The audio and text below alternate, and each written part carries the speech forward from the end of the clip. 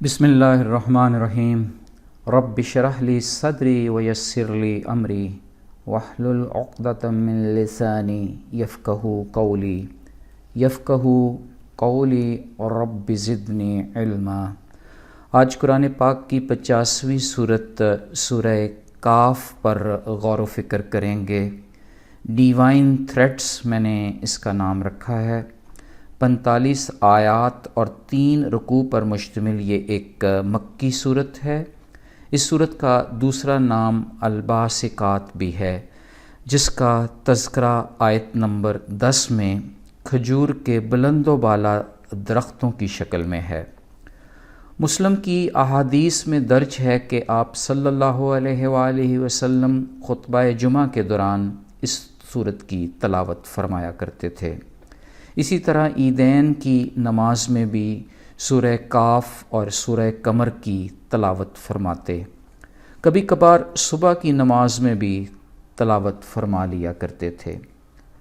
امام ابو عبداللہ القرطبی رحمۃ اللہ علیہ کے مطابق جو کوئی اس صورت کی تلاوت کرتا ہے اور اس پر عمل کرتا ہے، اللہ اس پر موت کی سختی ختم فرما دیتے ہیں۔ کچھ مفسرین کے نزدیک کاف قرآن کا دوسرا نام ہے، جبکہ بعض کے ہاں یہ اللہ کا نام بھی ہے، یا اللہ رب العزت کے وہ مقدس نام ہیں جو کاف سے منسوب ہیں، جیسے القادر، القدوس، القہار۔ کچھ مفسرین کا یہ بھی کہنا ہے کہ کاف پوری کائنات میں پھیلا زمرد کا پہاڑ ہے، جبکہ بعض کے ہاں دوزخ کے ایک پہاڑ کو بھی کاف کہتے ہیں۔ ڈیوائن تھریٹس پر مشتمل اس صورت میں وعید کا لفظ 4 مرتبہ آیا ہے، جبکہ باقی سارے قرآن میں اس کا ذکر 2 مرتبہ ہے۔ دراصل اس صورت میں ان لوگوں کو سخت وعید کی گئی ہے جو رسالت محمد صلی اللہ علیہ وآلہ وسلم اور آخرت پر ایمان نہیں رکھتے۔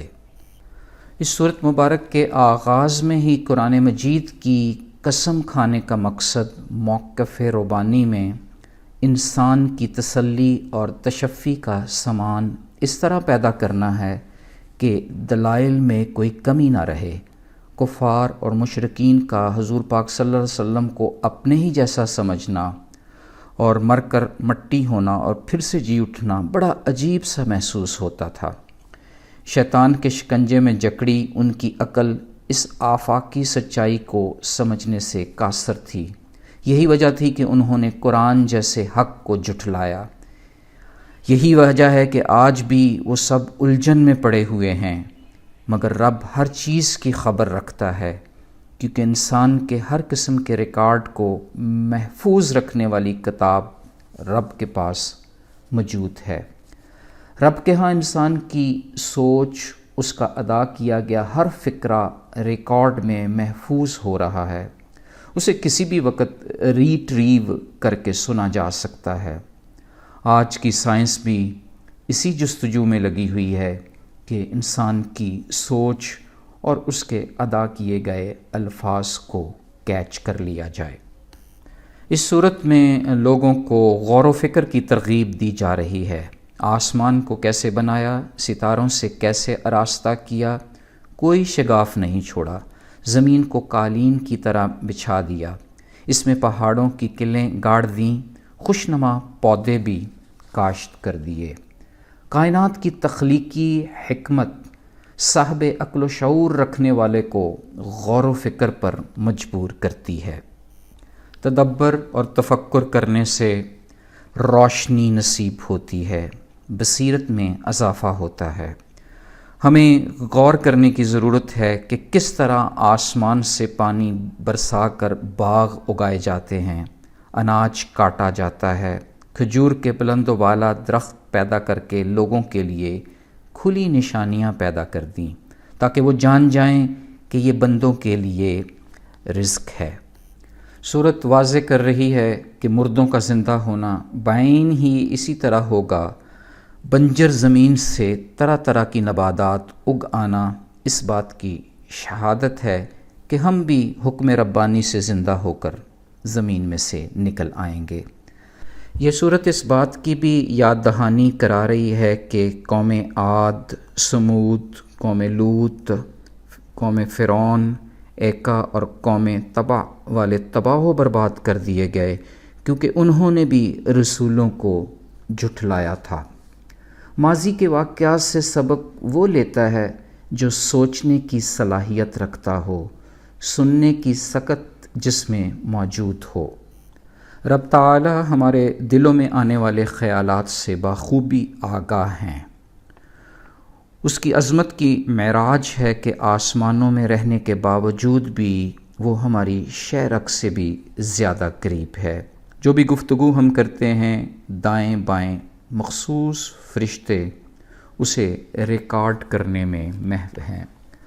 بخاری اور مسلم کی ایک مشترکہ حدیث ہے کہ رسول اکرم صلی اللہ علیہ وآلہ وسلم نے فرمایا، اللہ تعالیٰ نے میری امت کے دلوں میں آنے والے وسوسے معاف فرما دیے جب تک کہ انہیں زبان پر نہ لایا جائے یا ان پر عمل نہ کیا جائے۔ زمین و آسمان کو 6 دنوں یعنی 6 ادوار میں بنائے جانے کا تذکرہ ایک تدریجی عمل کی طرف اشارہ ہے، جو یہ سبق دے رہا ہے کہ ہر کام کو بطریق احسن بتدریج کیا جائے۔ ایسا احسن طریقہ اپنانے سے انسان تھکان سے بھی دور رہتا ہے۔ رب تعالیٰ اس بات سے بخوبی آگاہ ہیں کہ لوگ پیغمبر کے بارے میں کیا کہہ رہے ہیں۔ دعوت کا عمل صبر و تحمل مانگتا ہے، جو صبح و شام اللہ تعالیٰ کی عبادت اور ذکر اذکار سے ہوتا ہے۔ رسول اللہ صلی اللہ علیہ وآلہ وسلم ہونے کے ناطے آپ صلی اللہ علیہ وآلہ وسلم کا کام وہی تھا جو دوسرے پیغمبروں کا، مگر خاتم النبیین ہونے کی صورت میں اللہ کو یہ مطلوب تھا کہ ہدایت کو ہمیشہ ہمیشہ کے لیے محفوظ کر دیں۔ اس صورت میں موت کی سختی اور اس کے بعد پیش آنے والے حالات کا بھی تذکرہ ہے۔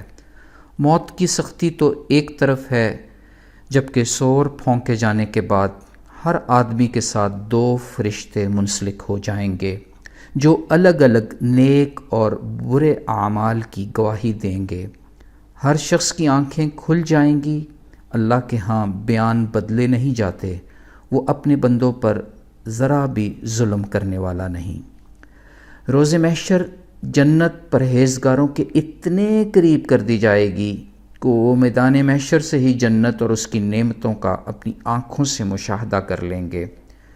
جو رحمان سے بغیر دیکھے ڈر گیا، اسے سلامتی کے ساتھ جنت میں داخل کر دیا جائے گا، جہاں ہر خواہش پوری ہوگی۔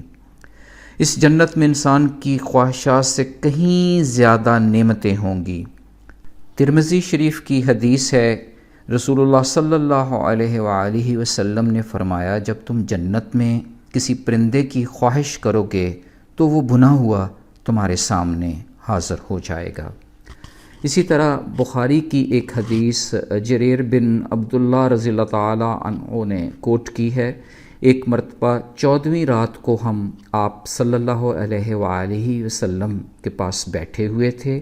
آپ صلی اللہ علیہ وآلہ وسلم نے چاند کی طرف دیکھ کر فرمایا، ان قریب تم جنت میں اپنے رب کو اسی طرح بے تکلف ہو کر دیکھو گے جس طرح اس چاند کو بغیر کسی مشقت کے دیکھ رہے ہو۔ لہٰذا تم سے سورج طلوع ہونے سے پہلے کی نماز فجر اور سورج غروب ہونے سے پہلے کی نماز عصر قضا نہ ہونے پائے۔ پھر آپ صلی اللہ علیہ وآلہ وسلم نے اس سورت کی آیت نمبر 39 کی تلاوت فرمائی۔ یوں مختصراً یہ کہ قرآن کے ذریعے اسی کو نصیحت کی جا سکتی ہے جو ربانی وعید سے ڈرے، تنبیہ الہی کا پاس رکھے۔ بالفاظ دیگر ڈیوائن تھریٹس در حقیقت لوگوں کو روشنی کی جانب حق کی طرف کھینچنے کا منفرد انداز ربانی ہے جو انسان کی فطرت سے عین مطابقت رکھتا ہے۔ آئیں ڈیوائن تھریٹس یعنی ربوبی تنبیہ کو رب کی نعمت سمجھ کر قبول کریں۔ صبر و تحمل، غور و فکر، ذکر و اذکار، عبادت و پرہیزگاری کا مظاہرہ کرتے ہوئے اللہ کے فضل، اس کے دیدار اور جنت کے حقدار ٹھہریں۔ فی امان اللہ، اللہ حافظ۔